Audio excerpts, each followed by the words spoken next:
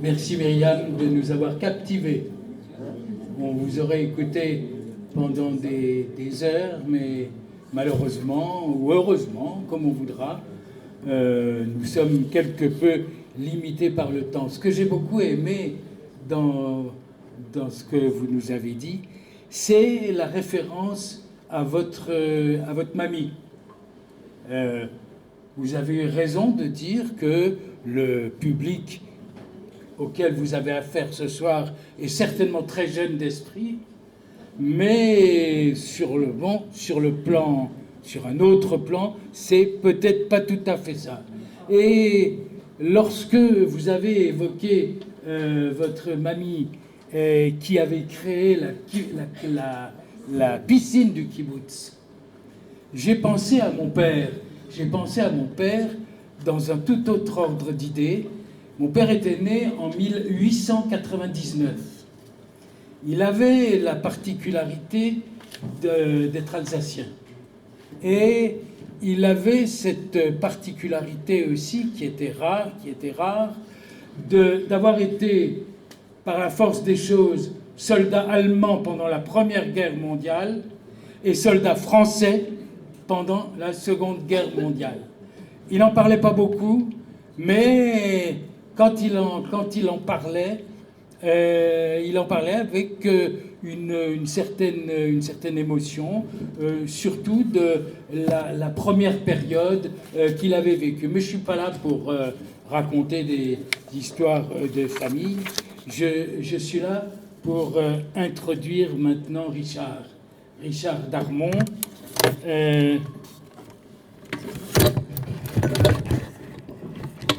Richard Darmon, alors tu m'as donné ta biographie et tu m'as dit que tu avais été journaliste à Paris dès le début des années 1980 et tu œuvrais à ce moment-là au journal Le Monde ainsi qu'au journal Libération.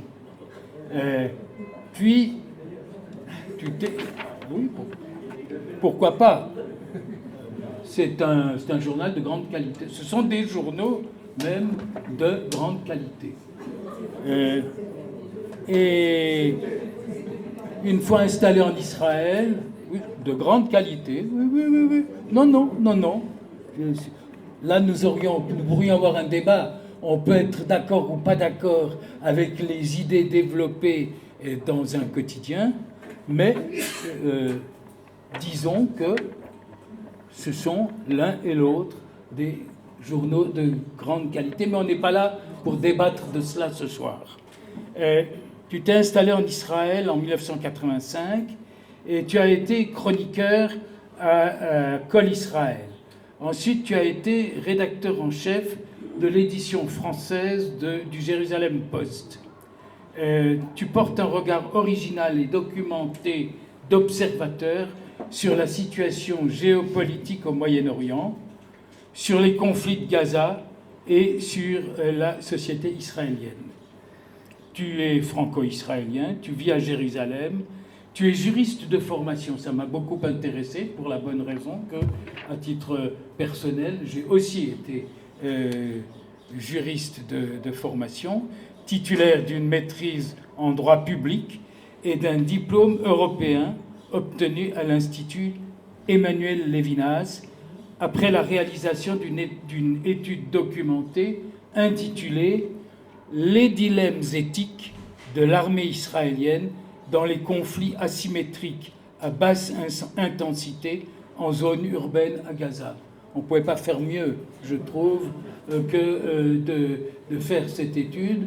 Et je dois dire que, à titre personnel, je serais très heureux un jour de pouvoir lire cette étude que tu me donneras. Voilà. Je ne peux pas la vendre. Tu as fait des recueils, tu as écrit des recueils de textes narratifs et poétiques. Tu as écrit une saga familiale d'un exil à l'autre. Ça, je l'ai lu. Je l'ai lu avec énormément d'intérêt. Tu as également écrit un roman l'été au sud au pluriel, aux suds, c'est important, au pluriel, au sud, édité aux éditions Percé. Alors là encore, je trouve que j'ai assez parlé, raison pour laquelle tu as la parole. Bonsoir et merci de m'avoir invité. Comme on a un quart d'heure à peine, je vais essayer de développer sur la ligne de crête, c'est-à-dire vraiment entre deux gouffres, 4 points qui me semblent répondre au sujet. D'abord, un certain nombre de rappels ou de faits saillants de la période que nous venons de vivre. Ensuite, je dirais quelques mots sur l'instant génocidaire du 7 octobre lui-même, puisqu'il y a eu le tsunami antisémite, mais le jour lui-même mérite à être réanalysé. Et ensuite, on parlera évidemment de la vague mondiale et ce tsunami, surtout occidental, d'antisémitisme et d'antisionisme, puisque c'est finalement devenu la même chose. Et puis, peut-être, je dirais un mot à la fin, qu'est-ce qu'on peut faire. Alors, sur le premier point, pour aller vite, pour se remettre dans le climat de ce tsunami qui est franchement assez inédit, même si l'antisémitisme n'a jamais disparu, mais j'ai fait mettre... je publie une photo qu'un ami à Paris, un chercheur que vous connaissez, qui s'appelle Gérard Raminovitch, m'a envoyé juste avant Shavuot, une photo qui a été prise au boulevard Richard Lenoir, au marché Richard Lenoir, 2 jours avant, où on voit, vous voyez peut-être, un monsieur, ou une dame peut-être, justement c'est partie de l'époque, qui fait ses emplettes de fruits en portant un t-shirt barré d'une citation qui m'est apparue comme la plus hallucinante et marquant cette époque, et qui dit ceci avec un petit drapeau palestinien comme point final: l'humanité a cessé d'exister à la naissance d'Israël. C'est une phrase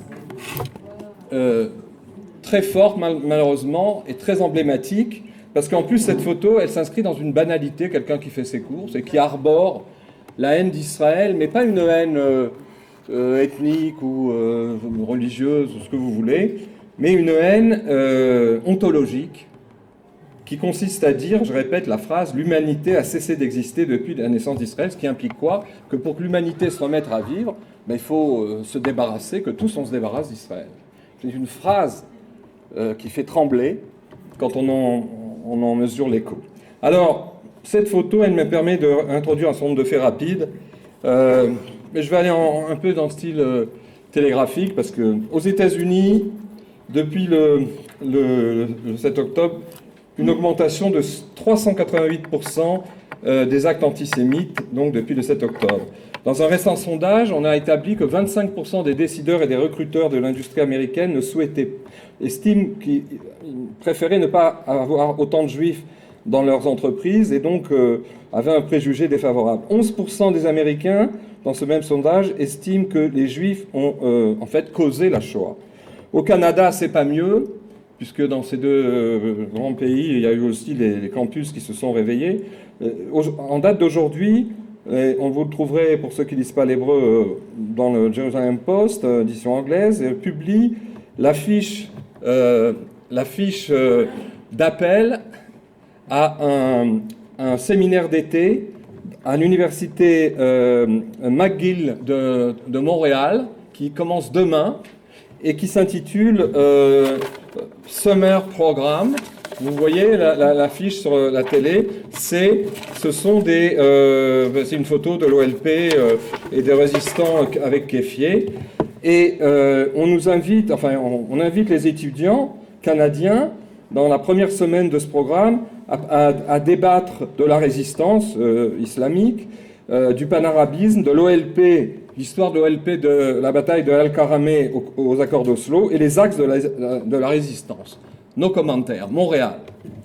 No comments. En France, des statistiques du CRIF que vous connaissez, que je rappelle, il y a eu 1676 actes antisémites en 2023, dont 60% contre des personnes et pas contre des biens, donc des attaques physiques, dont 12% à l'école. Et ce qui est extraordinaire aussi, c'est qu'en France toujours, Il y a eu, depuis janvier 24, une augmentation, il y a eu une moyenne de 300 actes antisémites par mois, soit, en fait, une augmentation de 300% par rapport à 2023 et de 400% par rapport aux années 2022-2023. Et puis, pour finir ce tableau peu engageant, qui enfin ne vous apprend rien, mais qui quand même marque un certain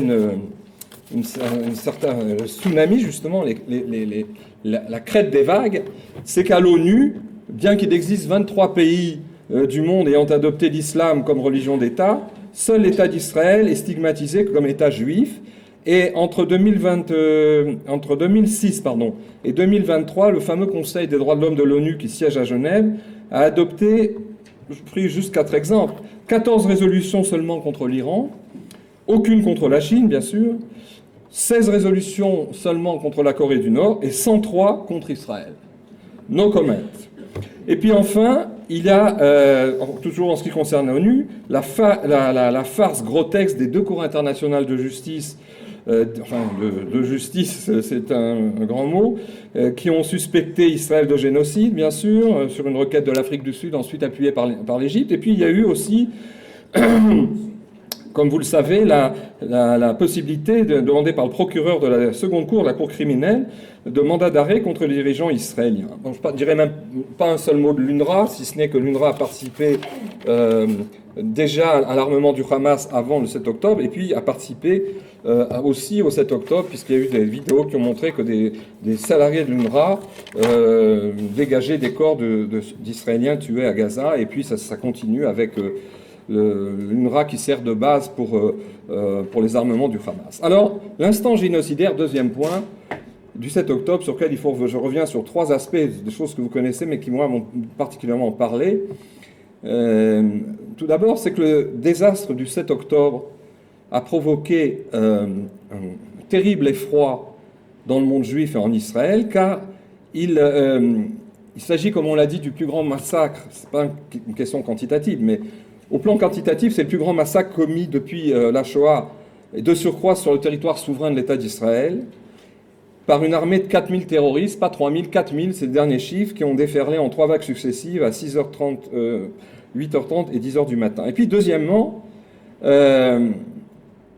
ces actes ont constitué une orgie meurtrière de destruction, de viol et d'horreur, je dirais, puisque les agresseurs ont filmé leur propre jouissance orgiaque à tuer des familles entières, femmes et enfants témoins devant ces horreurs, en violant des dizaines de femmes, de mères et de jeunes filles, en découpant leurs corps en morceaux ou en les brûlant, tout en les mutilant, parce que il y a un aspect très important qui a été noté par différents sociopsychologues et psychanalystes, c'est que ces actes ont mutilé notamment les organes génitaux des victimes, soit vivantes, soit mortes, une pratique qui est en fait semblable à celle des nazis, qui ont fait disparaître, en les brûlant, mais en les réduisant en cendres, les corps de leurs victimes juives, pour bien signifier, et justement, en ce qui concerne particulièrement les femmes, que le peuple juif n'avait plus d'avenir, ni d'antécédents, ni de filiation dans les futures générations. Et puis la troisième remarque sur le 7 octobre que je ferai, c'est que l'adresse était écrite sur le mur depuis fort longtemps, Aktovet Aïta al-Akir, Aktuva al-Akir, de cette posture génocidaire des groupes islamiques, des groupes armés palestiniens, pas seulement islamiques, puisque c'est moi qui, effectivement, nous avons créé avec mon ami Léon Rosenbaum en 91 le Jérusalem Post édition française, et en 92 déjà, vous imaginez 92, ça fait, je ne sais plus combien, ça fait 32 ans, on publiait la charte du Hamas, qui avait été éditée simplement en 88, quelques années avant.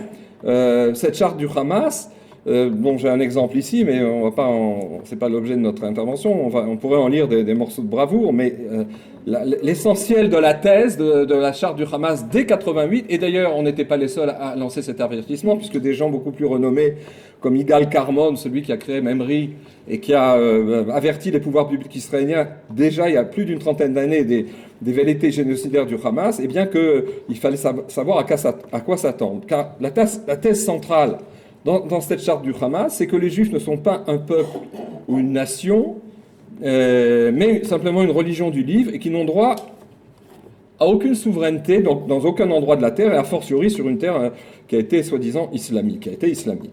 Et puis, ce qu'il faut savoir, c'est que justement, cette charte du Hamas, elle ne contredit pas, elle reprend ce qui est dit dans la charte de l'OLP de 64, et aussi dans le fameux plan par étapes d'Arafat de 1974, qui énonce les 3 phases de l'éradication génocidaire d'Israël en 3 étapes, Yasser Arafat.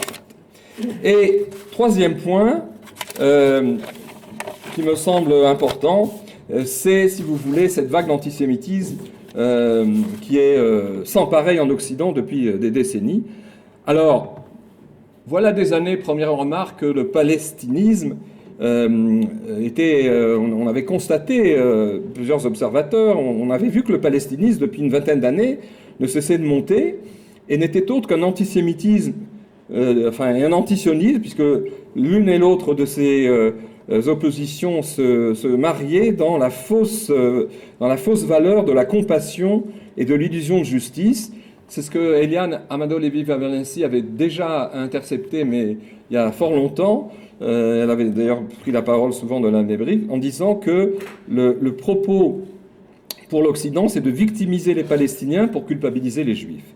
Deuxième remarque, la Palestine est devenue, depuis le 7 octobre, comme une traînée de poudre d'un slogan dans les rues et les universités d'Amérique et d'Europe, car il a été amplifié, il faut bien le comprendre, et je crois que la personne qui m'a précédé l'a bien dit sans nommer le nom, par l'idéologie du wokisme postmoderniste qui est anti-blanc, anticolonialiste, et on sait ce que ça veut dire, tout vaut tout, et réciproquement. Et c'est une idéologie en fait globalisante qui lave les cerveaux de gens qui sont déjà assez écervelés. Il faut savoir le niveau de connaissance historique et des étudiants américains ou canadiens. Si vous voulez, on a affaire à un antisionisme qui est un antisémitisme. Vous vous souvenez les fameuses vidéos qu'on n'a pas le temps de voir de Noah Tishby, qui a parcouru les rues de New York dans les premières manifestations où tout le monde criait de la Palestine du fleuve à la mer, et elle interroge avec son micro-trottoir, elle interroge les jeunes étudiants, elle leur dit « Alors c'est c'est quoi le fleuve ?» Alors, et c'est quoi la mer? Alors il y en a une qui lui dit la mer, c'est la mer Noire. Et tout à l'encan. C'est-à-dire quelque chose qui est fondé sur des slogans et qui reprend une affectivité, enfin quelque chose comme on en a parlé, c'est-à-dire qu'Israël apparaît comme un pays colonial non indigène, comme on l'a dit tout à l'heure. Enfin, une dernière remarque méthodologique sur ces événements, c'est que contrairement à ce que beaucoup croient, l'antisémitisme dont on a l'habitude de parler en Occident, l'antisémitisme chrétien de nature religieuse qui nous a opprimés pendant des siècles, en fait, a comme fondement, car tout antisémitisme, c'est une négation, c'est aussi un antisionisme, pas seulement à notre époque où ça apparaît comme évident, mais dans un antisionisme de fond, car trouvant naturel, dès les premiers temps d'ailleurs du christianisme, trouvant naturel qu'il n'existe aucun lien entre, les Juifs en tant que peuple et nation ayant un droit sur une terre. C'est-à-dire que ça remonte à très très loin. D'ailleurs, je n'ai pas le temps de développer, mais l'exemple le plus connu, c'est celui du premier Amalek qui s'appelle Aman, dans les références bibliques et hébraïques. Aman, en fait, il était le père de 2 gouverneurs de Samarie, qui étaient des Samaritains, et qui, pressentant qu'il pourrait y avoir un retour massif des Juifs sur leur terre, ont envoyé en fait leur père noyauter le pouvoir d'Assuérus, du roi Assuérus, pour perpétrer un massacre qui aura empêché une grande alia. Et donc, vous voyez, dès les prémices de ce qui apparaît comme Amalek, l'antisémitisme, en fait, il y a de l'antisionisme, parce qu'il y a la négation et là le refus de considérer que ce peuple a droit à sa terre. Et puis je dirais, pour conclure, mais ça c'est des sujets en pointillés, qu'il y a 2 Amalek. Il y a cet Amalek comme Aman, ou celui qui attaque Moshe dans le désert, qui est sur notre chemin, qui nous barre la route quand nous faisons route vers Israël, aussi bien donc Aman qu'avant Moshe quand le Amalek l'attaque en chemin. Mais il y a aussi l'Amalek, nous disent nos maîtres, qui nous attaque lorsque nous sommes sur notre terre et qui, en fait, nous barre la route, si vous voulez, à Israël en tant que 11e peuple de Canaan. Les Palestiniens à Philistine, c'est le 11e peuple de Canaan. Et il y a tout un développement qu'on pourrait faire là-dessus. Alors, pour conclure, qu'est-ce qu'on peut faire devant ce spectacle et devant et comme on l'a dit précédemment, ce sont des explications et des dispositifs qui ont été mis en place depuis de longues dates par nos ennemis, aussi bien le Qatar et les pays arabes qui ont financé les groupes palestiniens dans les universités, la propagande palestinienne, tout ce que l'on voit débordant comme un tsunami aujourd'hui, c'est quelque chose qui a été longuement préparé depuis des années. Alors, je dirais, que peut-on faire? 3 points. Eh bien, il faut ici en Israël, tout d'abord, qu'on appelle un chat. Et que, contrairement à ce qui se passe en Europe et aussi en diaspora, aussi bien en Israël qu'en diaspora, il faut réexpliquer que la guerre d'Israël, engagée contre le Hamas, est celle qui peut-être, je ne sais pas si dire à Dieu ne plaise ou pas, mais enfin celle qui peut-être va s'ouvrir contre le Hezbollah, est celle en fait de l'humanité contre la barbarie, de la lumière contre les ténèbres, de la vie contre la mort et du bien contre le mal, même si beaucoup n'acceptent pas cette équation, car en fait c'est une deuxième guerre d'indépendance pour l'existence d'Israël. Et j'en reviens au sens de la photo que je vous ai montrée tout à l'heure, la première, pour que l'humanité existe et reçoive la bénédiction divine qui s'adresse à tous, il faut qu'Israël existe. Et puis la deuxième remarque que je ferai avant de conclure, c'est que tout ce babillage, et j'étais tout à fait d'accord avec ce qu'a dit la personne qui m'a précédé, c'est que le brouhaha médiatique, les manipulations par les Palestiniens, les groupes arabes, de la presse française ou autres, et qui mettent en fait en jeu les carences de ce qu'on appelle la hasbara israélienne, et la mauvaise image d'Israël dans les médias, etc. Tout ça, c'est du brouillard, même si évidemment on aurait beaucoup à dire là-dessus. Moi j'étais même aux premières lignes, puisque quand on a créé le Poste en 91, on voulait créer un média israélien de bon niveau qui puisse répondre et ouvrir des débats. Mais même si on avait été les meilleurs, ambassadeurs compris, porte-parole israélien compris, il n'y a pas pire sourd que celui qui ne veut pas entendre.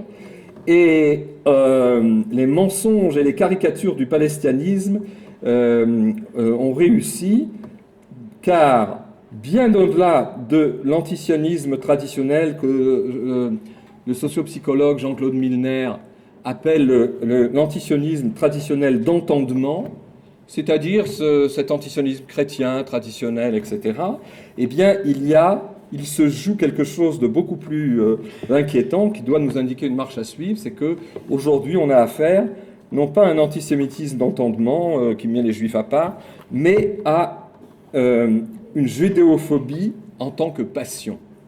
Et ce qui est intéressant dans la soirée, que vous avez peut-être vu certains éléments, la soirée qui a été organisée par la règle du jeu, et donc Bernard-Henri Lévy, qui a donné la parole à plusieurs personnes, c'est que l'intervention la plus intéressante était celle de Milner, dans laquelle il a expliqué que, justement, l'interpellation des judéophobes, quelle que soit leur motivation, leur financement ou leur manière d'agir, c'est de dire aux Juifs, votre crime, à vous, Juifs, c'est celui d'exister. Car tant que vous existerez, l'inhumanité persistera dans le monde. Et nous, les judéophobes, par passion, eh bien, nous devons vous tuer, car vous êtes les ennemis même de l'humanité. C'est exactement le thème de la photo. Et enfin, dans son intervention lors de cette soirée, qui a duré 27 minutes, Milner, qui d'ailleurs est l'auteur d'un livre absolument génial, paru à 7 ans, qui s'appelle « Les penchants criminels de l'Europe démocratique ». Il avait déjà repéré pas mal les choses bien avant le tsunami du 7 octobre. Il explique ceci. On assiste donc à ce phénomène du remplacement de l'antisémitisme, disons, d'entendement, qui est toujours sous-jacent dans la France. Bon, Maurras, par exemple, au XIXe siècle, début du XXe siècle. On assiste à son remplacement par la judéophobie des passions dès les années 70, et il donne une date, et un repère. Il dit que ça a commencé, lui, il s'en est aperçu, c'est un observateur avisé de ce qui se passe en Europe, par la parution d'un livre de Roger Garaudy, ancien dirigeant communiste, qui d'ailleurs s'est converti à l'islam quelques années après, et qui a écrit un livre qui s'appelait « Les mythes fondateurs de la politique israélienne », où il établit le lien, justement, profond entre l'antisémitisme traditionnel et la passion judéophobe antisioniste. Et où est-ce qu'il est allé puiser des arguments, je dirais, de fond théologique, qui d'ailleurs préparait sa prochaine conversion à l'islam? Il a trouvé ça dans l'islam chiite iranien, et on est au milieu des années 70, donc bien avant la révolution de 79, la révolution islamique de 79. En conclusion, et je conclurai avec ce qu'il nous recommande, parce qu'en Israël, quand la guerre est là, eh ben, il faut faire la guerre et il faut la gagner et il faut l'expliquer. Mais en diaspora, il faut aussi l'expliquer à nos amis juifs qui, évidemment, sont pris entre le marteau et l'enclume. Mais en conclusion, ce que Milner voit, lui, en tant qu'intellectuel français, il dit que la bataille contre l'antisémitisme a été perdue et contre cette judéophobie qui n'était pas encore détectée comme telle, a été perdue. Alors pour finir, je finis avec Jean-Claude Milner, qui constate une défaite des gouvernants et des intellectuels européens, et notamment français, car il leur reproche de ne pas avoir vu la judéophobie passionnelle percer en tant que haine des Juifs. Et il explique justement que tout doit changer aujourd'hui, les arguments, les images, les exemples et le discours de ceux qui luttent contre l'antisémitisme et cette passion judéophobe doit changer. Et il dit ceci, je termine donc, nous n'avons pas mené le combat comme il le fallait face à la judéophobie ancestrale. Et qu'est-ce que c'est la judéophobie ancestrale? C'est celle qui vient de l'immigration et qui vient de cette haine sucée au biberon dans les pays de l'immigration. Et qui constitue une sorte de haine naturelle contre les Juifs. Et alors il dit ceci, et je le cite mot à mot, il nous faut absolument remettre à jour tout ce que nous avons à dire, tout ce que nous pouvons brandir pour expliquer la situation, et tout doit être redéfini, recentré à partir de zéro. Et c'est la tâche qu'il assigne non pas seulement aux Juifs, mais aux gouvernants et aux intellectuels de France. Bon courage.